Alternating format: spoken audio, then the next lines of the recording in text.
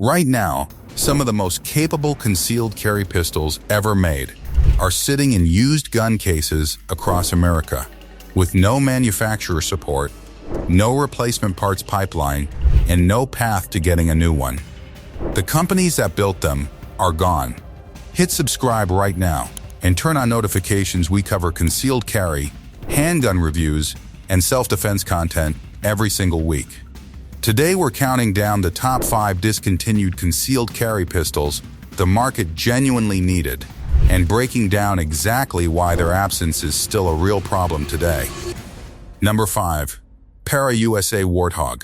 Para Ordnance was founded in Toronto, Canada in 1988, and the company built its reputation on one genuinely original engineering idea: taking the 1911 platform, one of the most proven handgun designs in American firearms history, and fitting a double-stack magazine into its frame without substantially expanding the pistol's external dimensions. For the first time, shooters who were committed to the 1911's grip angle, trigger geometry, and manual of arms could carry significantly more rounds on tap than the standard 7-round single stack allowed. Para built a devoted following on that single innovation, and they kept engineering from there. The Warthog was Para's compact carry answer. While most double-stack, 45 pistols at the time were full-size service guns, Para managed to squeeze their high-capacity concept into a 3-inch barreled carry frame. It came in 2 configurations: the standard single-action Warthog and the ELDA version, which stood for light double-action. The ELDA gave shooters a consistent, light double-action trigger pull without requiring thumb cocking the hammer before the first shot, which made it genuinely practical for everyday carry, in a way that traditional single-action 1911s require significant training discipline to run safely. That was a meaningful engineering improvement for the carry market. Para Ordnance was acquired by Remington Arms in 2012 and rebranded as Para USA. Production continued briefly, but the Para line was never Remington's strategic priority. When Remington Arms filed for bankruptcy in 2020, Para USA ended with it. Number 4. Detonics Combat Master .45. The Detonics Combat Master was manufactured by Detonics Firearms Industries in Bellevue, Washington. Detonics was not a major defense contractor or a legacy manufacturer. It was a small, independent operation staffed by engineers who looked at the 1911 platform and asked a question nobody had seriously answered at commercial scale.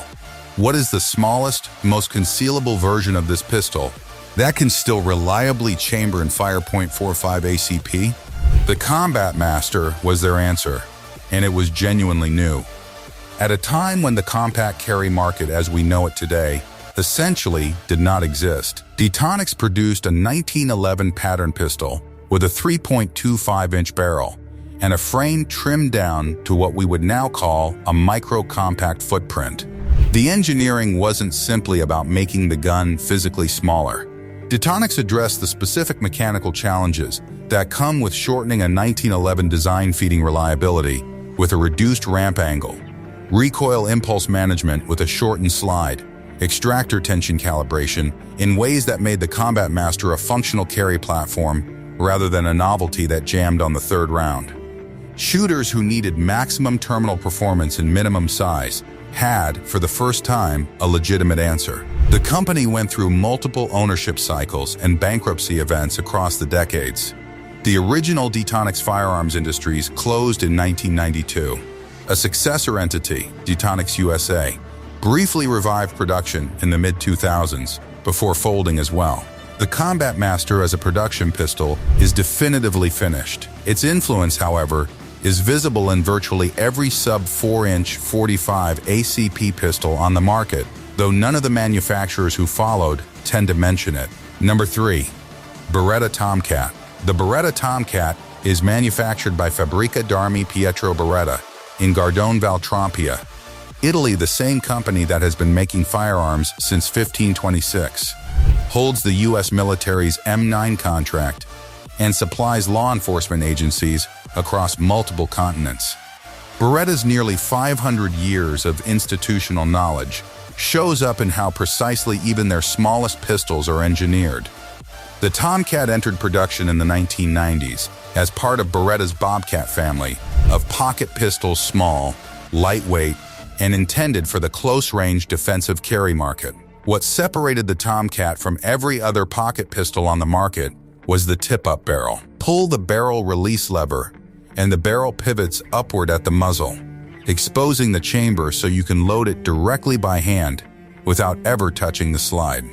That single feature made the Tomcat genuinely irreplaceable for a specific population of concealed carriers: people with arthritis, reduced grip strength, hand injuries, connective tissue conditions, or any situation where racking a small pistol's stiff slide is difficult or impossible.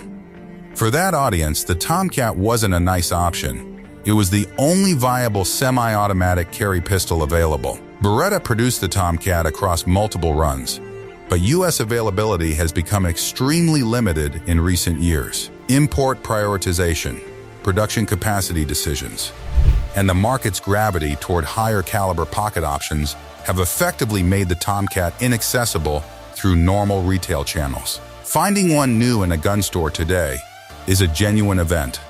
If this breakdown is earning your attention, take a second and hit the like button and subscribe if you haven't already. It genuinely keeps this content coming. Number 2. Sig Sauer P239. The Sig Sauer P239 was manufactured by Sig Sauer, with production shared between Eckernförde, Germany, and their U.S. facility in Exeter, New Hampshire. Sig Sauer's standing in the firearms industry is well-established FBI issue, U.S. Secret Service, law enforcement agencies on multiple continents, and a manufacturing standard that justifies the price they charge. The company traces its firearms history to 1853, and what they built into the P239 reflected the full weight of that institutional knowledge: tight tolerances, a trigger that felt nothing like the competition, and a pistol that felt exactly like the premium product it was. The P239 entered production in 1996 and ran for 23 years. During that time, it became one of the most trusted off-duty carry choices among law enforcement personnel who wanted SIG's build quality and DASA manual of arms in a package slimmer and more concealable than the P226 or P229 service pistols they carried on duty. It was chambered in 9mm, .40 S&W, and 357 SIG flexibility that gave it reach across virtually every defensive use case. The decocker, the SIG grip geometry, the longer sight radius relative to micro-compacts, all present in a pistol narrow enough to disappear under a t-shirt with a quality holster. SIG discontinued the P239 in January 2019, the same window the P365 was establishing itself as the company's next flagship carry pistol. The business logic was defensible. The consumer impact was not neutral. The P239 and the P365 are not the same gun for the same buyer. The P365 is a striker-fired micro-compact with a completely different manual of arms. The P239 buyer was specifically choosing hammer-fired DASA operation, the longer grip surface, SIG's traditional control layout, and a slightly larger pistol they found more shootable under stress.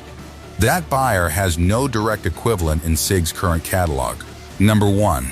Heckler Koch P7 M8. The Heckler Koch P7, manufactured by HK and Oberndorf am Neckar, Baden-Württemberg, Germany. The MP5, the G36, the HK416. Decades of engineering that other manufacturers study, contracts with special operations units on every continent, and a track record of designing firearms that function in conditions where other platforms stop. The P7 is, by most informed assessments in the carry pistol space, one of the most perfectly conceived concealed carry handguns ever produced.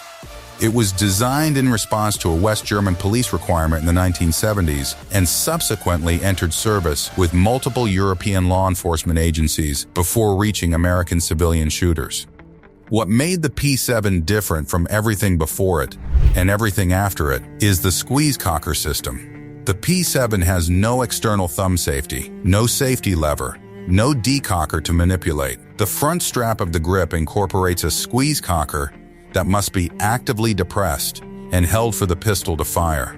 Pick up the P7 and grip it naturally. The cocker compresses automatically. The pistol is physically incapable of firing unless someone is gripping it with enough force to pull a trigger. That is the safest passive carry system ever put into a semi-automatic pistol, period. The P7 M8 was the 8-round 9mm configuration, the most refined and most commonly encountered version of the platform. HK discontinued it in the United States in 2008. The stated reason was production cost. The P7's gas-delayed blowback operating system required machining precision that made it significantly more expensive to produce than conventional tilting barrel designs, even by HK's own elevated manufacturing standards. The market had moved toward high-capacity striker-fired polymer pistols that Glock was selling for less than half the P7's price. HK made a rational business decision. The carry pistol market lost something it has not come close to replacing in the 16 years since. 5 pistols. 5 different reasons the concealed carry market has a gap in it right now that no manufacturer has moved to address. A capacity caliber combination that simply doesn't exist in production anymore. The only tip-up barrel pocket pistol ever made at scale. The squeeze cocker system that defined what a rational safety philosophy looks like and has never been copied once. What these guns had in common is that they were specific, thoughtful solutions to real carry problems, and they're gone. Hit like if this video earned it, subscribe, and turn on notifications. And we'll see you in the next one.